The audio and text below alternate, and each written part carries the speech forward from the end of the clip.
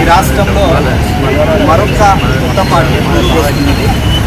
మీ చేతుల్లో ఉన్న మీరు పట్టుకున్న ఆ జెండాలే ఈ పార్టీ పేరు తెలంగాణ రక్షణ సేన. ఈ పార్టీని స్థాపించిన వారు కల్వకుంట్ల కవిత గారు, అంటే ఒక మహిళ. ఈ రాష్ట్రంలో 4 కోట్ల మంది ప్రజలుంటే 2 కోట్ల మంది ప్రజలు మహిళలు ఉన్నారు.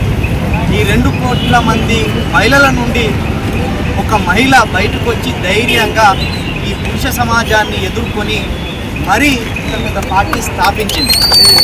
కాబట్టి ఆమె ధైర్యానికి మనమందరం సలాం చేస్తూ, ఏదైతే ఈ తెలంగాణ ఇది మహిళల పార్టీ, మహిళల కోసం ఏర్పాటు చేసిన పార్టీ, మహిళలకే అత్యధికంగా ఎమ్మెల్యే టికెట్లు ఇస్తామని చెప్తున్న పార్టీ.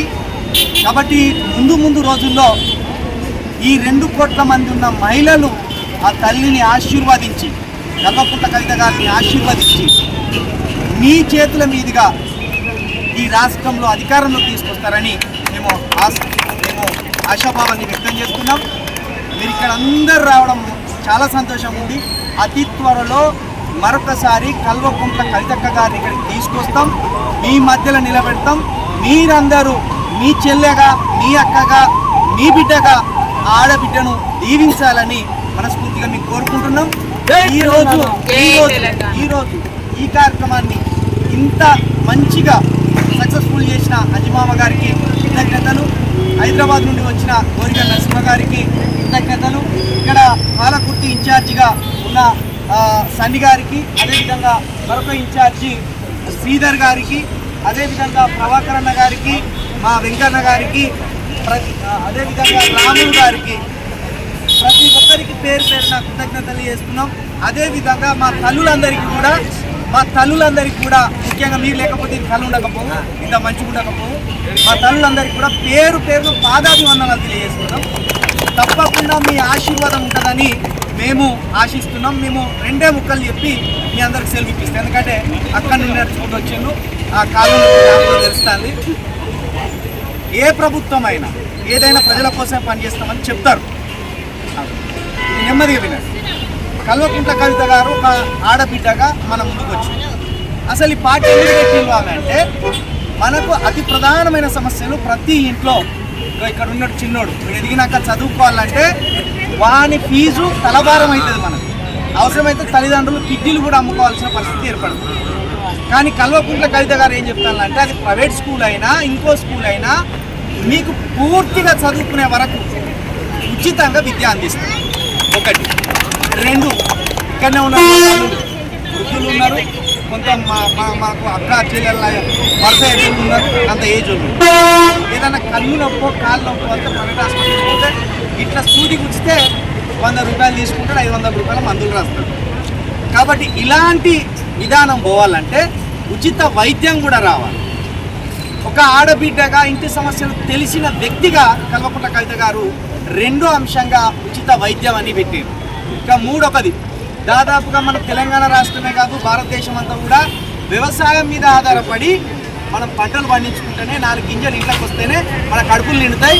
ఈ వ్యవసాయ పనులకు పోతేనే మన అమ్మలక్కలు కూలి నాలి చేసుకునే విధంగా కూడా వాళ్ళ కడుపు నింపుకుంటారు. అలాంటి వాళ్ళ కోసం రైతుని ఆరోగ్యంగా ఉండాలి, ఆయన సంతోషంగా ఉంటే గ్రామం సంతోషంగా ఉంటుంది, గ్రామం సంతోషంగా ఉంటే రాష్ట్రం సంతోషంగా ఉంటుందని ఒక విధానంతో రైతే రాజును చేయాలనే 3వ ప్రధానమైన అంశం పెట్టుకున్నాం. అదేవిధంగా మనం మనుషులుగా పుట్టినందుకు మనం 3 పూటల తిండి తినాలంటే మనకు కంపల్సరీ పని చేసుకోవాలి. మనం చిన్నదో పెద్దదో ఎవరి స్థాయికి వారికి తగ్గట్టుగా ఒక పని చేసుకోవాలి. పని చేసుకోవాలంటే పాలకుడు మంచిగా ఉండాలి. గ్రామంలో చేసే పనులు ఉంటాయి, రాష్ట్రంలో చేసే పనులు ఉంటాయి, జిల్లాలో చేసే పనులు ఉంటాయి. ఎవరి స్థాయిలో వాళ్ళకి పనులు చేసుకోవాలి. కాబట్టి ఉపాధి అనేది అత్యంత ముఖ్యమైనది.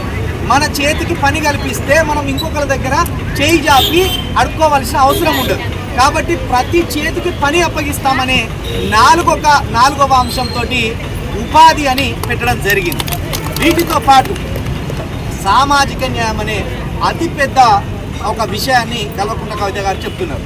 సామాజిక న్యాయం అంటే వాళ్ళు ఇక మామ కోటే మాదో కులం, తమ్ముందో కులం. కానీ మనం అందరం కూడా ఓల భుజాల మీద చేతులు వేసుకొని కులాలను చూడకుండా మతాలను చూడకుండా మనమంతా ఒక్కటే, మన గ్రామంలో ప్రజలమంతా ఒక్కటే అనే ఆలోచనతోటి ఎవరు ఎక్కువ జనాభా ఉంటే, ఏ కులం ఎక్కువ జనాభా ఉంటే ఆ కులానికి ఓ 2 సీట్లు ఎక్కువ ఇస్తాం. జనాభా ఎక్కువ, ఉదాహరణకు మన గౌడ్స్ ఉంటారు, మన గౌడ్స్కి కొన్ని సీట్లు ఇస్తారు మన జనాభాకు తగ్గట్టుగా. మన పద్మశాలీలు ఉంటారు, వాళ్ళు ప్రధానమైన కులం, వాళ్ళకు కొన్ని సీట్లు ఎక్కువ ఇస్తారు. మన యాదవులు ఉంటారు, అటుపోతే మన ముద్దిరాజులు ఉంటారు, ఇటు వస్తే మన మాదిగలు ఉంటారు. ఇట్లా వాళ్ళ కులాల జనాభాకు తగ్గట్టుగా అసెంబ్లీ సీట్లు ఇచ్చి, అది మహిళలైనా పురుషులైనా వారి వారి కులాలకు తగ్గట్టుగా అసెంబ్లీ సీట్లను పంచి మనల్ని అసెంబ్లీకి తీసుకుపోతారు. అదే సామాజిక న్యాయం. అంటే అందరం సమానం, ఎవరి కులం వాళ్ళకు ఉండొచ్చు, ఎవరి కులాన్ని మనం గౌరవించుకోవచ్చు. ఒక కులాన్ని నలుపనొద్దు, ఒక కులాన్ని తెలుపనొద్దు, అందరం సమానమే. దేవుడు అందరినీ సమానంగానే పుట్టించింది. కాబట్టి ఈ సమానం అనే అంశం కోసం కల్వకుంట్ల కవిత గారు సామాజిక న్యాయం అనే ఒక అంశాన్ని కూడా 5వ అంశంగా పెట్టిండు. ఈ 5 అంశాలను కలిసి కల్వకుంట్ల కవిత గారు ఏం పేరు పెట్టిండు?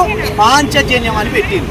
పాంచజన్యం అంటే 5 అంశాలతోటి తెలంగాణ రాష్ట్రాన్ని మనం అభివృద్ధి పరచుకోవాలి, తెలంగాణలో ఉన్న ప్రజల జీవితాలను మెరుగుపరచుకోవాలనే ఒక ఆలోచనతోటి ఈ 5 అంశాలను పొందుపరిచిండు.